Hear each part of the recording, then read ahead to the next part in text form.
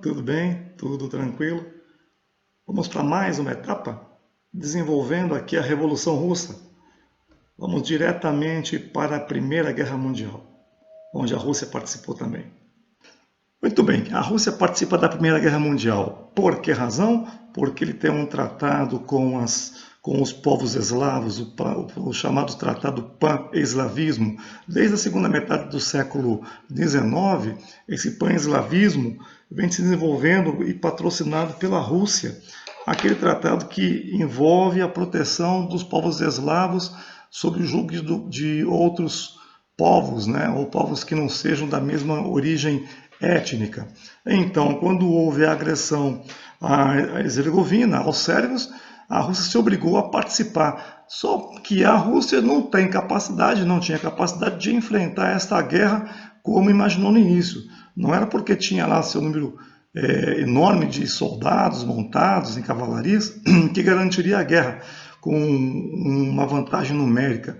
Muito ao contrário, nesta guerra foram 4 milhões de pessoas mortas, 4 milhões de soldados foram mortos nesse enfrentamento com a Alemanha e com a Áustria-Hungria. Quem estava contra também esta guerra era a Duma, ou seja, a Assembleia Legislativa da Rússia, não era favorável a esse movimento. Também não estavam de acordo os sovietes. A oposição operária, a oposição camponesa, também faziam frente para que essa guerra não acontecesse. No entanto, Nicolau II resolveu enfrentar e foi assim que aconteceu. A Revolução tem suas fases e vamos observar cada uma delas. A primeira fase que a gente vai observar é exatamente a fase em que a Rússia está na guerra. Qual é o quadro? O exército sofre grandes baixas. Há grande perda de território e derrotas na fronte. Uma crise econômica interna que se coloca para as pessoas. Internamente também há um descontentamento, as pessoas não estão satisfeitas nem estão interessadas nessa guerra. Há uma escassez de alimentos, por razão da guerra, muito alimento está sendo levado para o fronte, tudo que é produzido é destinado para atender essas necessidades, consequentemente os salários são baixos, muitas pessoas descontentes, greve dos trabalhadores nas indústrias e no centro, e também havia apoio dos soldados e dos operários para que o czarismo caísse, ou seja, havia uma grande má vontade dos soldados para enfrentar essa Primeira Guerra Mundial. O cenário é esse o que vai levar o Nicolau II à derrota política interna, que vai forçar esse czar Nicolau II a renunciar ao trono. Com a renúncia do Nicolau II, vai surgir na Rússia dois poderes, dois centros de poderes. Um deles é a Duma. A Duma, vocês já sabem, é a Assembleia Legislativa. Ali estão participando pequenos burgueses, aristocratas modernos, pessoas intelectuais que são voltados para o desenvolvimento do capitalismo, pessoas que defendem o parlamentarismo. Todo esse grupo entende que a Rússia deverá ter um regime capitalista, mas com um poder mais descentralizado. Daí, então, temos esse perfil. Do outro lado, nós temos os sovietes. Os sovietes nada mais é do que a reunião, é o conselho de camponeses, soldados e operários. Todos os trabalhadores que estavam vivendo na Rússia e se organizavam politicamente, se organizavam através dos sovietes. É esse sovietes que vai tentar disputar o poder com a Duma. E temos aí um vácuo de poder. Qualquer um dos dois pode chegar ao controle político, econômico e social da Rússia.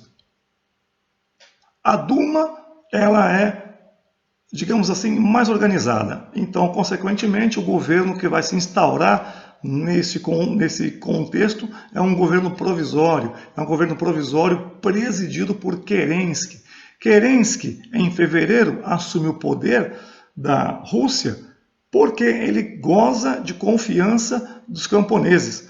Ele tem grande trânsito entre os camponeses e também tem uma grande credibilidade, um grande trânsito entre os liberais, a pequena burguesia. Ele é um sujeito popular que acaba se beneficiando, conquistando o poder, só que a sua filosofia, a filosofia de Kerensky, é mais tendenciosa ao liberalismo burguês. Ele defende uma democracia, uma social-democracia, ou seja, a participação da burguesia no Estado e uma Constituição para se organizar a sociedade.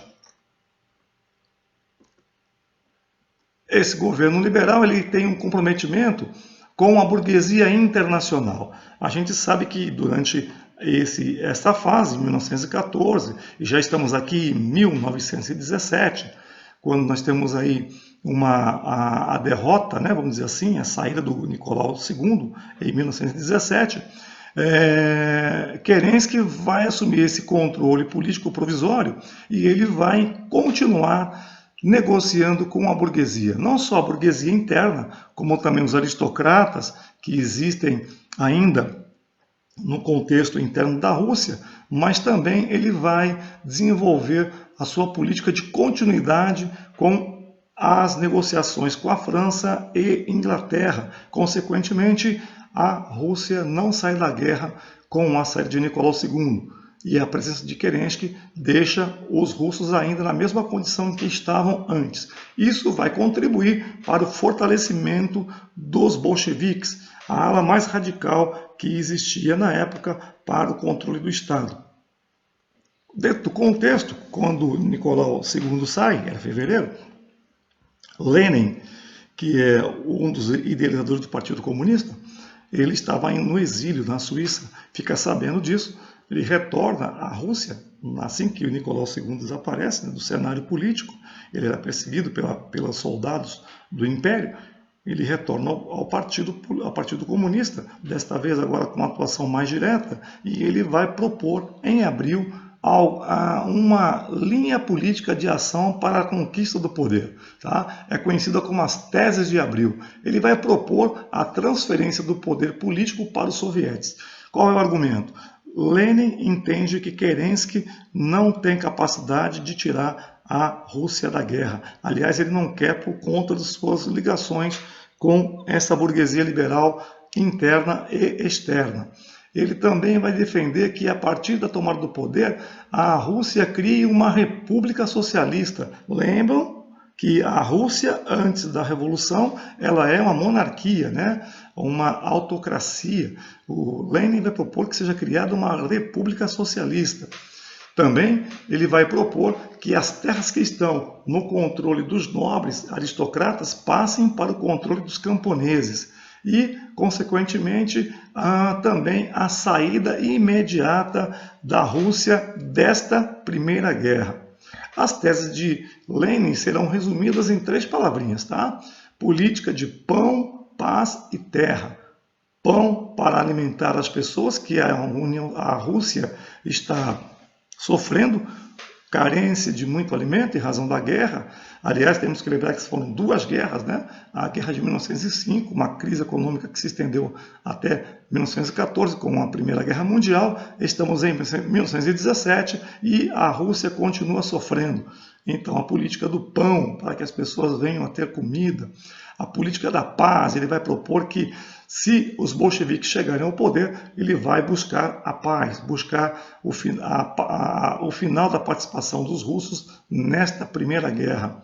E vai propor também a distribuição das terras, a redistribuição das terras. As terras que estão sob controle da Igreja Católica, que estão sob controle da aristocracia, aquela aristocracia, proprietários de terras que eram ligados ao Antigo Império, estas terras deverão sair do controle dessas pessoas e da Igreja para ser entregue aos camponeses. Lenin consegue chegar ao poder junto com o Partido Bolchevique, o Partido Comunista, por meio de uma estratégia organizada. Em 24 horas, lá no mês de outubro daquele ano, Lenin consegue tomar o poder, tomar os prédios públicos e vai forçar a renúncia de Kerensky. Kerensky vai acabar indo embora do poder, vai abandonar o poder nesse período, em outubro de 1917. Com a fuga de Kerensky, os bolcheviques assumem o controle político da Rússia. A partir dessa situação, a Rússia agora terá o seu segundo congresso dos sovietes, com maioria bolchevique, que vai formar um governo que será totalmente operário, composto por soldados, camponeses também, e Lenin vai figurar como principal líder junto com Stalin e Leon Trotsky. Esta revolução, ela acontece em outubro e o lema dessa revolução é todo poder aos sovietes. Para que a gente entenda aqui, todo poder àqueles trabalhadores que se reuniam em congressos, né? Donos de casa, escritores, intelectuais, operários, guardas, policiais, soldados de maneira geral, enfim, tudo e qualquer trabalhador poderia participar desses sovietes, e é esse o lema, né? Todo poder a esses sovietes, que é o Conselho dos Trabalhadores.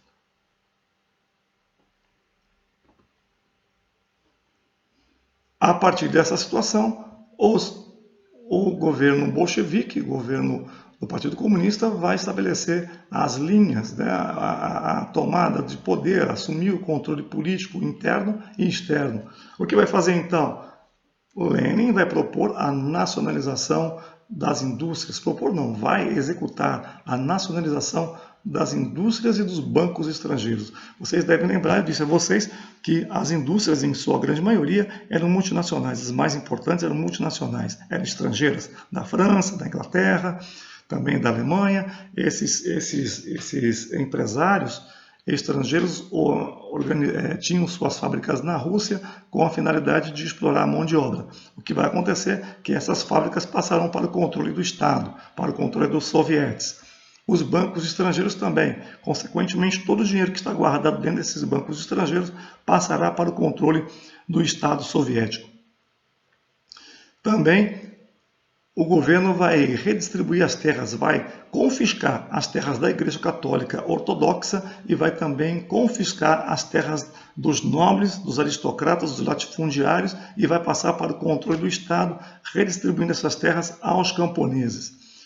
Ao mesmo tempo, já no final daquele mesmo ano, em dezembro daquele mesmo ano, em 17, Lenin vai buscar o armistício, que seria um acordo de paz, né, um acordo com a Alemanha para que a Rússia venha a não mais participar da Primeira Guerra Mundial. Esse tratado é chamado Tratado Brest-Litovsk. Vamos observar com cuidado esse tratado, como ficou acertado. A Rússia formou uma comissão, né, liderada por Leon Trotsky, uma comissão de líderes revolucionários, para tentar persuadir a Grã-Bretanha e a França, juntos as três nações, buscarem um acordo de paz com a Alemanha e a Áustria-Hungria, coisa que a Grã-Bretanha e a França não concordaram. Então, restou para Trotsky fazer a paz individualizada, unilateral, apenas com a Rússia. A Rússia vai buscar a negociação com as potências centrais, a Alemanha, a Áustria-Hungria, e vai buscar resolver o problema. Lenin defendia a proposta de que a paz teria que ser assinada a todo custo. Para Lenin não interessava continuar na guerra.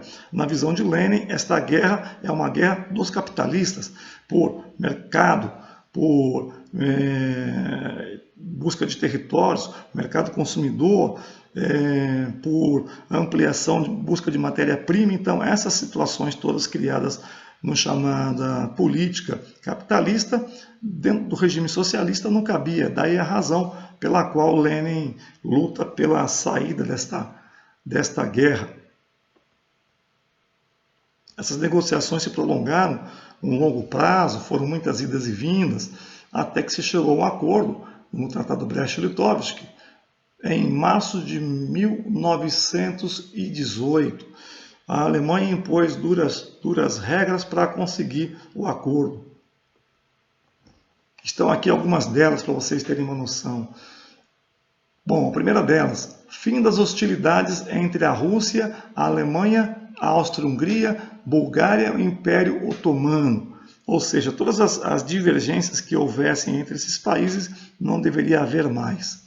A Rússia deveria abrir mão dos territórios que ela tinha controle, que era da Finlândia, dos países bálticos, como Estônia, Letônia, Lituânia. do Bielorrússia, da Ucrânia e da Polônia. Essas terras deveriam ficar sob controle dos alemães, dos austríacos e das populações locais. A Rússia abria mão da Armênia, da Geórgia e do Azerbaijão. Essas terras passariam a ser independentes. E os otomanos também recuperariam os territórios que foram conquistados pelos russos na segunda metade do século XIX.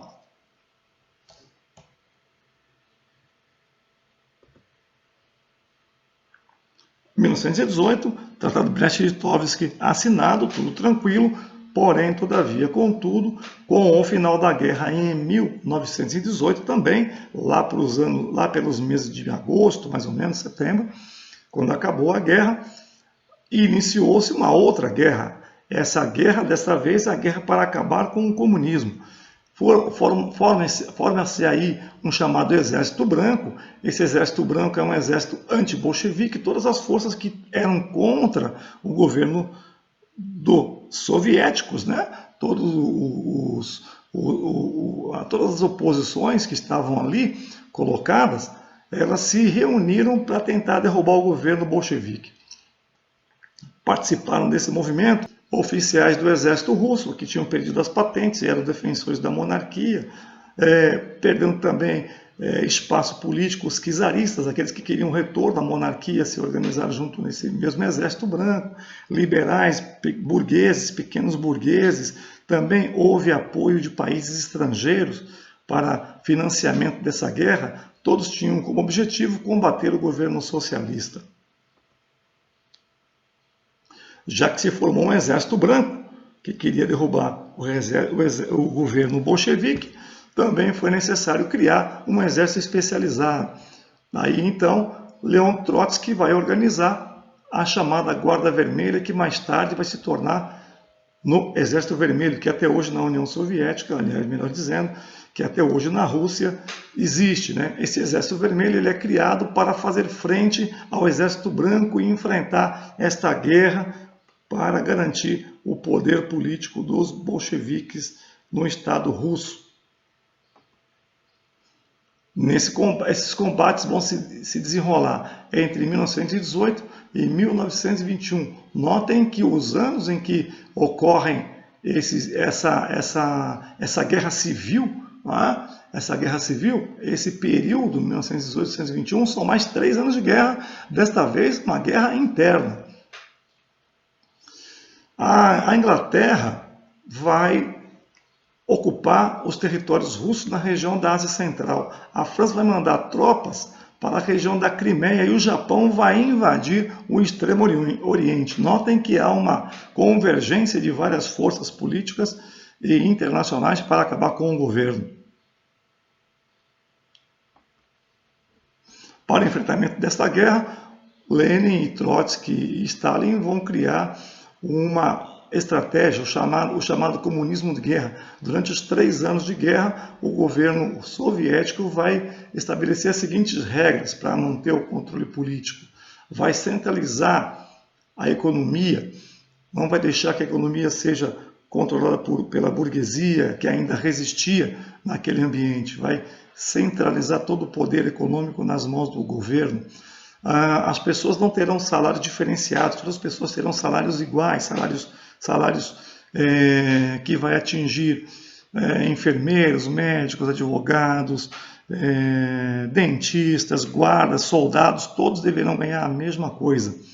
Também, em alguns casos, haverá o confisco dos gêneros alimentícios. Os alimentos serão confiscados pela guarda vermelha, né? Porque o que acontece na prática é que os camponeses que não estavam satisfeitos com o governo soviético escondiam a comida, né? Uma vez que numa situação de guerra faltava alimentos, esses camponeses queriam garantir para si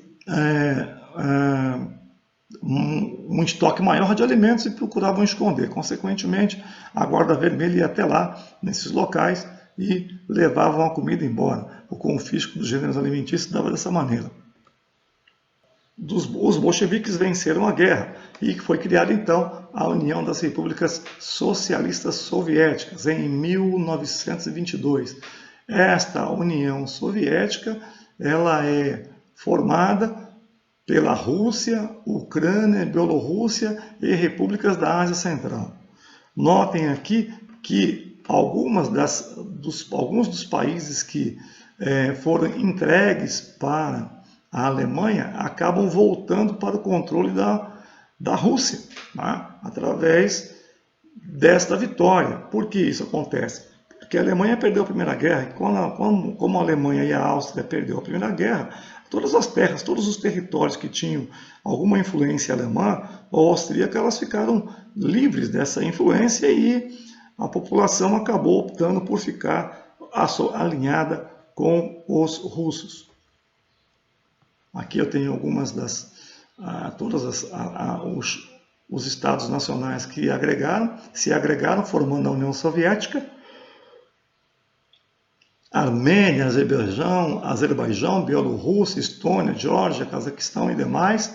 Todas elas estão aqui relacionadas. Vocês podem, depois com calma, observar cada uma desses estados. Todos eles compõem uma federação, da qual a Rússia tem a maior parte do território e as demais participam.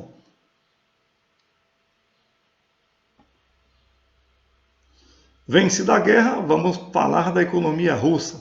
Lenin agora está voltado para a organização da economia soviética. Foram muitos anos de guerra, agora em 1921, o governo russo vai criar a chamada nova política econômica. Após a guerra, nós temos a NEP, Nova Política Econômica.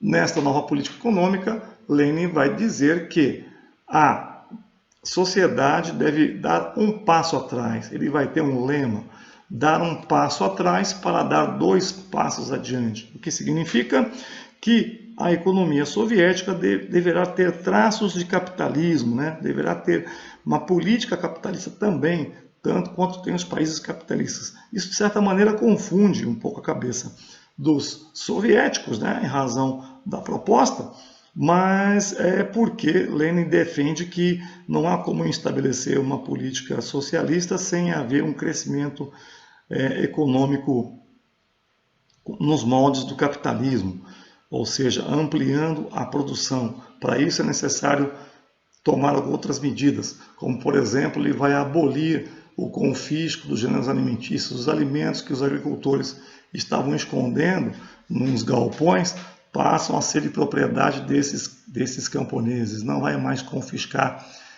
esses alimentos, né? Naquilo que aconteceu no chamado comunismo de guerra. Vai restabelecer a diferença entre os salários dos trabalhadores, né? Haverá distinção salarial entre os trabalhadores. Ele vai permitir a entrada de trabalhadores técnicos estrangeiros para os setores básicos da economia. Significa dizer que ele espera que esses técnicos estrangeiros ensinem os trabalhadores russos a operarem com as máquinas, com as máquinas industriais. Essas máquinas necessitavam de mão de obra especializada. Com as guerras, muitos dos operários foram designados para os frentes de batalha. Então a mão de obra russa ficou muito defasada. Era necessário criar uma nova mão de obra. E com conhecimento técnico, então, consequentemente, vários operários que eram simpatizantes do comunismo se dirigiram para a União Soviética para lá emprestar o seu know-how, o seu conhecimento, junto com os operários russos. O dinheiro que estava preso nos bancos estrangeiros, o governo russo libera para os bancos de origem, ou seja, vai ser devolvido o capital que estava retido na Rússia para os banqueiros internacionais. Dentro do plano de Lenin, isso se deu até 1927. Tá? A partir de 1927, há uma mudança na estratégia econômica do governo. Em 1924, Lenin morre. Então, o que vai acontecer é que haverá um vácuo político novamente. O grande líder da revolução era Lenin. Quando a morte de Lenin acontece, há uma brecha, um vácuo político aqui. E militantes do Partido Comunista deverão definir quem vai ser o representante do Partido Comunista e vai governar a União Soviética. o impasse se dá entre Trotsky e Stalin. Stalin e Trotsky vão disputar o poder dentro de duas ideologias, né? É uma divisão que existe no movimento comunista da época. Há uma parcela dos comunistas russos que diz o seguinte, que a revolução que aconteceu na União Soviética é uma revolução que deve ser, vamos dizer assim, desdobrada, deve ser permanente, deve atingir o mundo inteiro. O exemplo ocorrido na União Soviética deve seguir de modelo para os países, para os trabalhadores dos países ocidentais, os países que estavam ainda no regime capitalista. Então, para Trotsky e demais militantes, a revolução deveria continuar, deveria avançar sobre as fronteiras e transformar todos os países do mundo em países socialistas. Já Trotsky defende o contrário, ele é do grupo dos sociais nacionalistas. Ele acreditava que o socialismo deveria ser primeiro implementado na Rússia e depois, somente depois de consolidado na Rússia, deveria se expandir para o resto do mundo. Essa divergência vai levar a um dos membros do Partido Comunista a sair do Partido Comunista.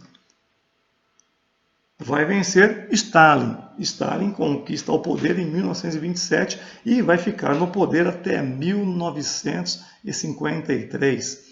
Tudo bem? Então vai ficar 25 anos no poder. No governo de Stalin, nós vamos ver algumas situações. O governo de Stalin será marcado por violência e por expulsão. Ele manda matar quem é oposição e expulsa também outra parcela.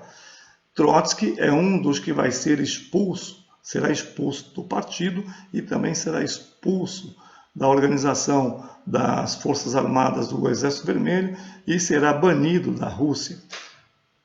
Dentro desse período, entre 1927 e 1953, haverá a adoção dos chamados planos quinquenais.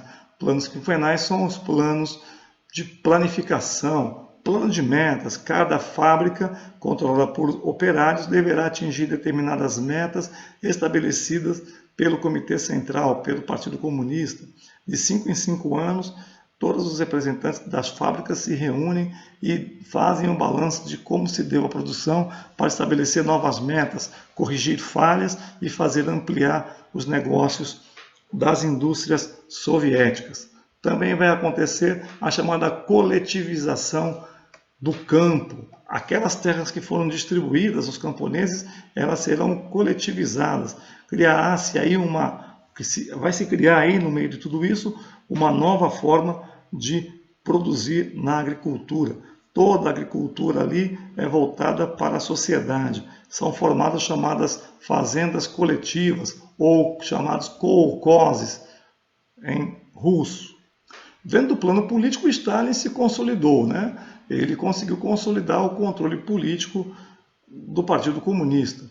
E durante os anos 20 e 30 há uma melhora das condições de vida por ali. Porém, a metodologia socialista adotada até então não conseguiu estabelecer uma boa distribuição de renda para todos os trabalhadores do campo e da cidade. Então, pessoal, dou por encerrado mais essa exposição da Revolução Russa. Tirem suas dúvidas com os seus professores, aprofundem os estudos, ouçam podcast, assistam os vídeos que estão à disposição na Rede Mundial de Computadores, façam leituras complementares. A União Soviética é um dos países que teve grande repercussão durante o século XX, fez a história girar em torno dela, então é bom que vocês conheçam um pouco mais sobre o assunto para que vocês possam compreender a conjuntura do século XX e inclusive até a Segunda Guerra, assunto que nós teremos aí muito breve com vocês. Tá lá? Grande abraço, boa sorte a todos e bons estudos.